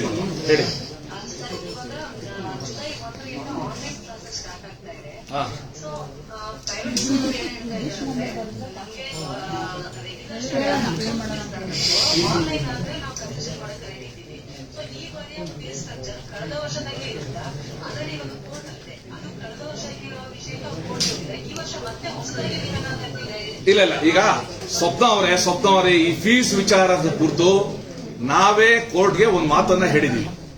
ಏನಂತ, let the court appoint A committee headed by retired High Court judge anta. The matter is coming before the court tomorrow. Let us wait till tomorrow what will happen. Sir, ಅನೇಕ ಶಾಲೆಗಳು ಪ್ರತಿಭಟನೆ ಕೂಡ ಆಗ್ತದೆ. ಪೋಷಕರಿಗೆ sir, ಯಾಕಂದ್ರೆ ಈಗ ಪ್ರತಿ ದಿವಸ ಪ್ರತಿಭಟನೆ. ಈಗ ನೋಡಿ, ನಾನು ಹೋದ್ಸಲ ಈ ಪೋಷಕರನ್ನ ಮನಸ್ಸಲ್ಲಿಟ್ಕೊಂಡು ಖಾಸಗಿ ಶಾಲಾ ಶಿಕ್ಷಕರ ಪರಿಸ್ಥಿತಿನ ಮನಗಂಡು ಬಹಳ ಚರ್ಚೆ ಮಾಡಿ ಒಂದು ತೀರ್ಮಾನಕ್ಕೆ ಶಿಕ್ಷಣ ಇಲಾಖೆ ಬಂತು. 70% ಕೊಡ್ಲಿ, ಇದು 30% ಆ ವರ್ಷ ಬೇಡ ಅಂತ. ಬಹಳಷ್ಟು ಶಾಲೆಗಳು ಅದನ್ನ ಸ್ವಾಗತ ಮಾಡಿದ್ರು. ಆದರೆ ಕೆಲವರು ಅದನ್ನು ಹೋಗಿ ಕ್ವಶನ್ ಮಾಡಿದ್ರು ಕೋರ್ಟಲ್ಲಿ. ಆ ಕೋರ್ಟಲ್ಲಿ ಒಂದು ಇಂಟ್ರೀಮ್ ಆದೇಶ ಏನ್ ಬಂತು ಅದೆಲ್ಲ ಇವಾಗ ಚರ್ಚೆ ಬೇಡ. ಈಗ ಈ ವರ್ಷನೂ ಕೂಡ ನಾವೇನೇ ಸೂತ್ರ ಮಾಡೋದು, ಈ ವರ್ಷದ ಫೀಸ್ ಸ್ಟ್ರಕ್ಚರ್ ಎಷ್ಟಿದೆ ಅಂತ ಮಾಡಿದ್ರು ಕೂಡ ಅದು ಎಲ್ಲರಿಗೂ ಒಪ್ಪಿಗೆ ಆಗ ಸೂತ್ರ ಆಗ್ಬೇಕು. ಇತ್ತ ಕಡೆ ಪೋಷಕರಿಗೂ ಒಪ್ಪಿಗೆ ಆಗ್ಬೇಕು, ಅತ್ತ ಕಡೆ ಪೇರೆಂಟ್ಸ್ಗೆ ಒಪ್ಪಿಗೆ ಆಗ್ಬೇಕು. ಮತ್ತೆ ನಾವೇನೇ ಆದ್ರೂ ಕೂಡ that may be challenge before the court. ಮತ್ತೆ 6 ತಿಂಗಳು ಇವ್ರು ಕಟ್ಟೋದಿಲ್ಲ, ಅವರು ತಗೊಳ್ಳೋದಿಲ್ಲ, ಮತ್ತೆ ಇದು ಸಮಸ್ಯೆ ಆಗ್ತದೆ. ಅದಕ್ಕೋಸ್ಕರ ನಾವು ಕೋರ್ಟ್ ಕೇಳ್ಕೊಂಡಿದ್ದೀವಿ, ಬೇಗ ಇದೊಂದು ಕಮಿಟಿ ಫಾರ್ಮೇಶನ್ ಮಾಡಿ ನಮ್ಗೊಂದು ಸೂತ್ರ ಕೊಡಿ ಅಂತ. We are awaiting. ನಾನು ಪ್ರೊಟೆಸ್ಟ್ ಮಾಡ್ತಾ ಇರೋ ಪೇರೆಂಟ್ಸ್ಗಿಂತ ಮ್ಯಾನೇಜ್ಮೆಂಟ್ಗೆ ನಾನು ಹೇಳೋದು, ಹೋದಷ್ಟೂ ಕೂಡ ಹೇಳಿದೆ, ಅವರು ನಿಮ್ಮ ಶಾಲೆಯ ಪೋಷಕರು. ಕೊನೆ ಪಕ್ಷ ಶಾಲೆ ಒಳಗಡೆ ಕರೆದು ಅವ್ರ ಹತ್ರ ಕೂತ್ಕೊಂಡು ಮಾತಾಡಿ, ಅವರ ಮನಸ್ಸಲ್ಲಿ ಏನಿದೆ ಕೇಳಿ, ಅವ್ರು ಏನ್ ರಿಲೀಫ್ ಬೇಕು ಅಥವಾ ನೀವೇನ್ ರಿಲೀಫ್ ಕೊಡಕ್ ಸಾಧ್ಯ ಚರ್ಚೆ ಮಾಡಿ. ಯಾಕಂದ್ರೆ ಇದೇ ಶಾಲೆ ಬೇಕು ಅಂತ ಅವರೆಲ್ಲ ಪಾಪ ಪೇರೆಂಟ್ಸ್ ರಾತ್ರಿ ಕ್ಯೂ ನಿಂತ್ಕೊಂಡು ಅಪ್ಲಿಕೇಶನ್ ತಗೊಂಡಿದ್ದಾರೆ. ಇವತ್ತು ಕಟ್ಟ ಸ್ಥಿತಿಲಿಲ್ಲ ಅವರು, ಬಿಕಾಸ್ ಆಫ್ ವೇರಿಯಸ್ ರೀಸನ್ಸ್. ಅದನ್ನ ಶಾಲೆಯವರು ಕೂಡ ಅರ್ಥ ಮಾಡ್ಕೋಬೇಕು. ಜೊತೆ ಪೋಷಕರು ಕೂಡ ಇಂತಿಷ್ಟು ನಾವು ಕಟ್ಟಕ್ ಸಾಧ್ಯ ಅಂತ ಅವ್ರೇನ ಬಂದ್ರೆ let them come to understand. ಅದಕ್ಕೆ ನಾವು ಕಾಯ್ತಾ ಇದ್ದೀವಿ. ಸರ್, ಒಂದು ಸರ್ಕಾರದ ಒಂದು ಇದು ಹೋಗಿದೆಯಾ ಅವರಿಗೆ, ನೀವು ಇಷ್ಟ ದಿನದವರೆಗೂ ಅವ್ರು ಕಡ್ಡಾಯವಾಗಿ ತಗೊಳ್ಳೇಬಾರದು, ಅಥವಾ ಈಗ ನೀವು ಇಷ್ಟೇ ತಾರೀಕು ಜುಲೈ 1 ಒಳಗಡೆ ನೀವು ತುಂಬಲೇಬೇಕು ಅಂತ? ಇಲ್ಲ, ನಾವು ಜೂನ್ 15ರಿಂದ ನಮ್ಮ ದಾಖಲಾತಿ ಪ್ರೋಸೆಸ್ ಸ್ಟಾರ್ಟ್ ಮಾಡಿದ್ದೀವಿ. ಅದು ದಾಖಲಾತಿ ಪ್ರೋಸೆಸ್ ಇನ್ನೂ ಕೂಡ ಸಾಕಷ್ಟು ಸಮಯ ಇದೆ. 30ರೊಳಗೆ ದಾಖಲಾತಿ ಮುಗಿಸ್ಬೇಕು ಅಂತ. ಇಲ್ಲ, ಆಗಸ್ಟ್ 30ವರೆಗೂ ಅವರು ಕೊಟ್ಟಿದ್ದಾರೆ. ಪ್ರಶ್ನೆ ಇರೋದು ಹೇಗೆ, ಈಗ ಪೋಷಕರ ಪರಿಸ್ಥಿತಿನೂ ಕೂಡ ನಮ್ಗೆ ಚೆನ್ನಾಗಿ ಗೊತ್ತಿದೆ. ಬಹಳಷ್ಟು ಜನಕ್ಕೆ ಆರ್ಥಿಕವಾಗಿ ಚೆನ್ನಾಗಿದ್ದಾಗ ಒಳ್ಳೆ ಶಾಲೆಗಳಿಗೆ ಸೇರಿಸ್ಬಿಟ್ಟಿದ್ದಾರೆ. ಈಗ ಅಟ್ಟ ಸ್ಥಿತಿಲಿ ಇಲ್ಲ ಅವರು. ಶಾಲೆಗಳು ನೀವು ಕಟ್ತಾ ಇದ್ರೆ ನಮ್ಮ ಶಿಕ್ಷಕರಿಗೆ ಫೀಸೇ ಕೊಡಕ್ಕಾಗಲ್ಲ, ಇದು ಸಂಬಳ ಕೊಡಕ್ಕಾಗಲ್ಲ ಅಂತ. ಅದಕ್ಕೋಸ್ಕರ ಅವರು ತರಕಾರಿ ಮಾರ್ತಾ ಇದು ನರೇಗಾದಲ್ಲಿ ಕೆಲಸ ಮಾಡ್ತಾ ಇರೋದು ಕೂಡ ನೋಡಿದ್ದೀವಿ. ಸೊ ನನ್ಗನ್ಸುತ್ತೆ ಒಂದು ಮ್ಯೂಚುವಲ್ ಅಂಡರ್ಸ್ಟ್ಯಾಂಡಿಂಗ್ ಬರಲೇಬೇಕು ಸರ್ಕಾರ ಮಧ್ಯಪ್ರವೇಶ ಮಾಡೋಕ್ಕಿಂತ ಮುಂಚೆ. ಹೋದ್ಸಲ ನಾನು ಕೇಳಿದೆ, ಅವ್ರು ಮಾಡದೇ ಇರೋಕ್ಕೋಸ್ಕರ ಈ 70-30 ನಾವು ತಂದು. ಸೊ ಈ ವರ್ಷನೂ ನಾನು ಕೇಳ್ಕೊಳ್ಳೋದು, ಒಂದು ಸಿವಿಲೈಸ್ಡ್ ವಾತಾವರಣದಲ್ಲಿ ಇಬ್ರು ಕೂತ್ಕೊಂಡು ಚರ್ಚೆ ಮಾಡಿ ಇಷ್ಟು ಕನ್ಸೆಷನ್ ನಾವು ಕೊಡ್ತೀವಿ ಈ ವರ್ಷ. ನನ್ನ ಹತ್ರ ಉದಾಹರಣೆ ಇದೆ. ಬೆಂಗಳೂರಿನ ಒಂದು ಪ್ರತಿಷ್ಠಿತ ಶಾಲೆ ತನ್ನ ಫೀಸಲ್ಲಿ 20% ಡಿಸ್ಕೌಂಟ್ ಕೊಟ್ಟು ಎಲ್ಲಾ ಪೇರೆಂಟ್ಸ್ಗೂ ಕೂಡ ಈ ಸುದ್ದಿ ಕಳಿಸ್ತು. ಆ ಪೇರೆಂಟ್ಸ್ ಇಲ್ಲ ಈ ವರ್ಷ ಬೇಡ, ನಾವು ಫುಲ್ ಫೀಸ್ ಕಟ್ತೀವಿ ಅಂತ ಅವ್ರು ಹೇಳಿದ್ರು. ಇಲ್ಲ ನಿಮ್ಮ ಹತ್ರ ಯಾರಿಗೆ ಫೀಸ್ ಕಟ್ಟಕ್ಕಾಗೋದಿಲ್ಲ ಅವ್ರಿಗೆ ಅವಕಾಶ ಕೊಡ್ತೀವಿ, ಕಟ್ಟಬೇಡಿ, ಇನ್ನು ಮಿಗ್ದ ಕಟ್ಟಿ ಅಂತ. ಆ ತರ ನಾವು ಅಂಡರ್ಸ್ಟ್ಯಾಂಡ್ ಕೆಲವು ಸ್ಕೂಲ್ಗಳೇ ಬರಬೇಕು. ಈಗಾಗಲೇ ಕೆಲವು ಶಾಲೆಗಳು ನಮ್ಮ ಯಾವ್ದು ಲೊಕೇಶನ್ ರುಪ್ಸಾ ಶಾಲೆಯ ಕೆಲವು ಸಂಘಟನೆ ಕೆಲವು ಶಾಲೆಗಳು 25% ನಾವು ಈ ಸಲ ಕಡಿಮೆ ಒಪ್ಕೊಂಡ್ತೀವಿ ಅಂತ ಹೇಳಿದ್ದಾರೆ. ಸೊ ಹೀಗೆ ಕೆಲವರು ಮುಂದೆ ಬರ್ತಾರೆ, ನೋಡ್ಬೇಕು. ನೋಡ್ರಿ, ಜಾಸ್ತಿ ಹೋದ್ಸಲ ನಾವು ಜಾಸ್ತಿ ಮಾಡಬಾರ್ದು ಅಂತ ಹೇಳಿದ್ವಿ. ಈ ಸಲ ಮಾಡಿದ್ದಾರೆ ಅಂತ ನೀವು ಹೇಳ್ತೀರಾ. ನಾವು ಏನಿದ್ರು ಕೂಡ ಇವತ್ತು ಆ ಕಮಿಟಿಗೋಸ್ಕರ ಕಾಯ್ತಿದ್ವಿ. ಕಮಿಟಿ ಮುಂದೆ ನಾವು ಹೇಳ್ತೀವಿ. ಸರ್, ಈಗ ಎಲ್ಲ ವಿದ್ಯಾರ್ಥಿಗಳ ಪಾಸ್ ವಿಚಾರ ಇದೆ. ಟಿಕ್ ಮಾಡದೇ ಇದ್ರೆ ಅಥವಾ ಭರ್ತಿ ಮಾಡದೇ ಇದ್ರು ಪಾಸ್ ಮಾಡ್ತಾರ?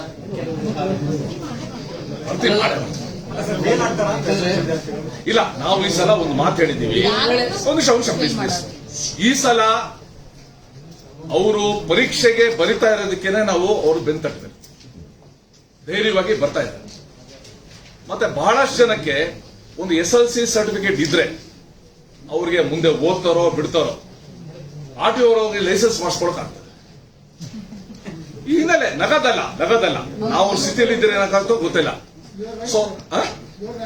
ಸೊ ಅದಕ್ಕೋಸ್ಕರ ನಾವು ಹೇಳಿದೀವಿ, ಎಲ್ಲಾ ಮಕ್ಕಳನ್ನ ಪಾಸ್ ಮಾಡ್ತೀವಿ. ಮತ್ತೆ ನಮ್ಮ ಪರೀಕ್ಷೆನಲ್ಲಿ ಸಾಮಾನ್ಯವಾಗಿ 35ರಿಂದ 40 ಮಾರ್ಕ್ಸ್ ಈಸಿಯಾಗಿ ತಗೊಳಂಗ್ ಇರ್ತದೆ ಯಾವುದೇ ಪರೀಕ್ಷೆನಲ್ಲಿ. ಇನ್ನೂ ಚೆನ್ನಾಗಿ ಬರಬೇಕು, ಡಿಸ್ಟಿಂಕ್ಷನ್ ಬರಬೇಕು ಅಂದ್ರೆ ಹೆಚ್ಚಾಗಿ ಓದಬೇಕು, ಅವ್ರು ಹೋಗ್ಬೇಕು. ಸೊ ಅದಕ್ಕೇನು ಕೂಡ ಯೋಚನೆ ಸರ್ ಅನಾರೋಗ್ಯದಿಂದ ಗೈರಾಗಿದ್ರೆ ನಾವು ಪೂರಕ ಪರೀಕ್ಷೆ ಕೊಡ್ತೀವಿ ನೀವಲ್ಲ. ಇದೆ ಸರ್ ಪೂರಕ ಪರೀಕ್ಷೆ ಇದೆ. ಅಂದ್ರೆ ಭೌತಿಕ ಕ್ಲಾಸ್ ಇಲ್ಲ ಅನ್ನೋ ಕಾರಣಕ್ಕೆ ಪ್ರತಿ ವರ್ಷ ಸೈಕಲ್ ಅಲ್ಲ ಈ ವರ್ಷ ಭೌತಿಕ ಕ್ಲಾಸ್ ಇಲ್ಲ ಅಂತ ನಾವೇನು ತೀರ್ಮಾನ ಮಾಡಿಲ್ಲ. ಯಾವಾಗ ಶುರು ಮಾಡಬೇಕು, ಯಾವ ರೀತಿ ಶುರು ಮಾಡಬೇಕು, ಮತ್ತೆ ಈ 3ನೇ ಅಲೆಯ ಪರಿಣಾಮ ಏನು, ಶುರು ಮಾಡೋದನ್ನ ಇದನ್ನೆಲ್ಲಾನು ಕೂಡ ನಾವು ಆ ಟಾಸ್ಕ್ ಫೋರ್ಸ್ ಜೊತೆ ಚರ್ಚೆ ಮಾಡಿ ಮುಂದೆ ಬರ್ತೀವಿ. ಸರ್ ಒಂದೇ ಒಂದು ನಮ್ಮ ವಿಶೇಷವಾದ ಒಂದು ಕಾರ್ಯಕ್ರಮ ನಮ್ಮ ರೋಟರಿ ಕ್ಲಬ್ ಇಂದ ನಮ್ಮ ರೋಟರಿ ಸಂಸ್ಥೆ 3190 ಅದರ ಡಿಸ್ಟ್ರಿಕ್ಟ್ ಗವರ್ನರ್ ನಾಗೇಂದ್ರ ಪ್ರಸಾದ್ ಅವರು ಮತ್ತೆ ಅವರ ಸ್ನೇಹಿತರು ವಿಜಯ ರಾಘವನ್ ಅಂತ ಅವರು ಅಮೆರಿಕಾದಲ್ಲಿ ಅಟ್ಲಾಂಟಾದಲ್ಲಿದ್ದಾರೆ. ಅವ್ರದೊಂದು ವಿ ಸರ್ವ್ ಇಂಟರ್ನ್ಯಾಷನಲ್ ಫೌಂಡೇಶನ್ ಅಂತ ಒಂದು ಸಂಸ್ಥೆ. ಅವರು ಸೇರ್ಕೊಂಡು 15,000 ಪುಸ್ತಕಗಳನ್ನ ನಮ್ಮ ಸೆಂಟ್ರಲ್ ಲೈಬ್ರರಿಗೆ ಇವತ್ತು ಕೊಡ್ತಾ ಇದ್ದಾರೆ. 15,000 ಪುಸ್ತಕಗಳು ಅಂಡ್ ಒಂದಕ್ಕಿಂತ ಒಂದು ಒಳ್ಳೆ ಪುಸ್ತಕಗಳು.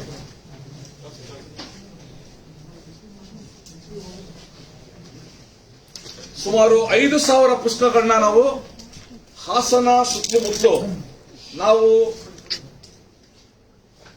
ಮಾಡ್ತೀವಿ ನೋಡಿ. ಪುಸ್ತಕಗಳು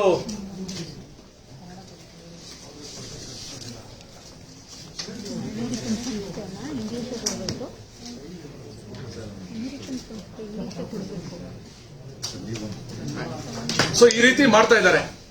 15,000 ಪುಸ್ತಕಗಳನ್ನ ಇವತ್ತೇನು ಡೊನೇಟ್ ಮಾಡ್ತಾ ಇದ್ದಾರೆ ರೋಟರಿ ಕ್ಲಬ್ ಅವರು. ನಮ್ಮ ನಾಗೇಂದ್ರ ಪ್ರಸಾದ್ ಅವರ ಕಾಲದಲ್ಲಿ ಸುಮಾರು 90 ಕೋಟಿ ರೂಪಾಯಿನ ಸಂಗ್ರಹ ಮಾಡಿ 5,000 ಪ್ರಾಜೆಕ್ಟ್ಸ್ ಅವರು ಮಾಡಿದ್ದಾರೆ ಅವರ ಡಿಸ್ಟ್ರಿಕ್ಟ್ ಅಲ್ಲಿ. ಅವರು ಸ್ಥಾನದಿಂದ ನಿರ್ಗಮಿಸುವಂತ ಮುಂಚೆ ಇದೊಂದು ದೊಡ್ಡ ಕಾರ್ಯ ಮಾಡ್ತಾ ಇದ್ದಾರೆ. ನಾನು ರೋಟರಿ ಡಿಸ್ಟ್ರಿಕ್ಟ್ ಗವರ್ನರ್ ಆದ ಶ್ರೀ ನಾಗೇಂದ್ರ ಪ್ರಸಾದ್ ಅವರಿಗೆ ಮತ್ತು ಅವರ ಗೆಳೆಯರಾದ ಶ್ರೀ ಡಾಕ್ಟರ್ ವಿಜಯರಾಘವನ್ ಅವರಿಗೆ ನನ್ನ ಇಲಾಖೆಯ ಪರವಾಗಿ ಹೃತ್ಪೂರ್ವಕವಾಗಿ ನಾನು ಧನ್ಯವಾದಗಳನ್ನ ಸಲ್ಲಿಸ್ತೇನೆ.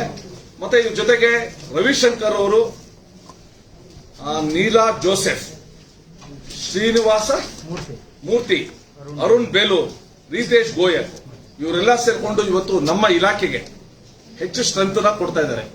ಇದ್ರ ಜೊತೆ ಅವರು ನಮ್ಮ ಗ್ರಾಮಾಂತರ ಪ್ರದೇಶಗಳಲ್ಲಿ ಡಿಜಿಟಲ್ ಲೈಬ್ರರಿಗೂ ಕೂಡ ನಾವು ಸಹಾಯ ಮಾಡ್ತೀವಿ ಅಂತ ಈಗಾಗಲೇ ಯೋಚನೆ ಮಾಡ್ತಾ ಇದ್ದಾರೆ. ಅದರದ್ದು ಕೂಡ ನಾವು ಉಪಯೋಗಿಸ್ಕೊಳ್ತೀವಿ. ಸೊ ರೋಟರಿ ಕ್ಲಬ್ಗೆ ನಾನು ಹೃತ್ಪೂರ್ವಕವಾದ ಧನ್ಯವಾದಗಳನ್ನ ಅರ್ಪಿಸ್ತೇನೆ.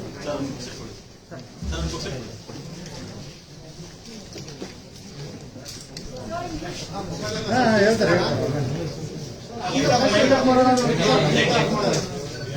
ಲೈಟ್ ಆಫ್ ಮಾಡ ಗಣೇಶ.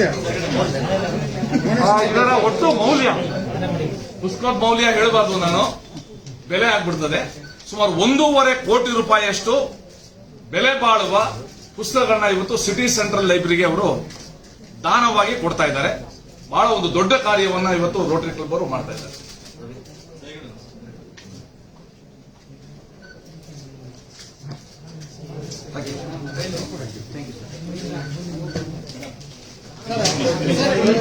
ಸರ್ ಹಿಂಗೆ